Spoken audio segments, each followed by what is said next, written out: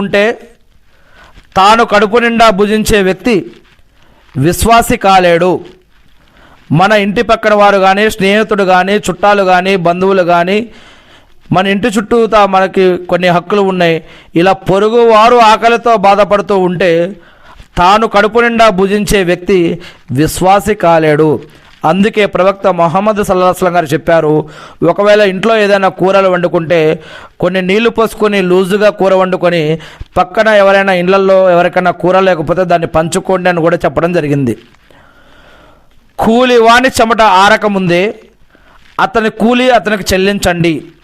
ఎవరైనా జాబు కానీ పని కానీ ఏదైనా చేస్తే అటువంటి వ్యక్తి యొక్క చెమట ఆరకముందే అతని యొక్క శాలరీ లేదా అతని యొక్క డబ్బులు, అతని యొక్క కూలి అతనికి చెల్లించేయాలి, చెమట ఆరక ముందే.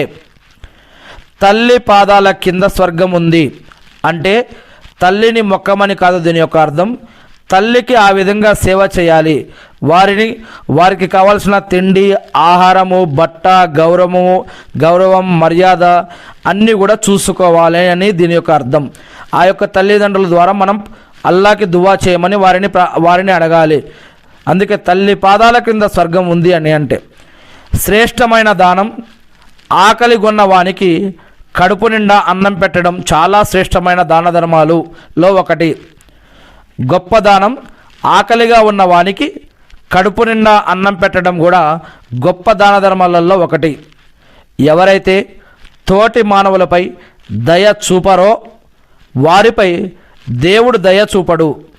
ఎవరైతే ఇతర మానవులపై, ఇక్కడ ముస్లింలు అని చెప్పట్లేదు, ఎవరైనా సరే, ఏ మానవుడైనా సరే, ఎవరైతే తమ తోటి మానవులపై దయ చూపరో వారిపై దేవుడు దయ చూపడు. ఇంకొక విషయం అదేమిటంటే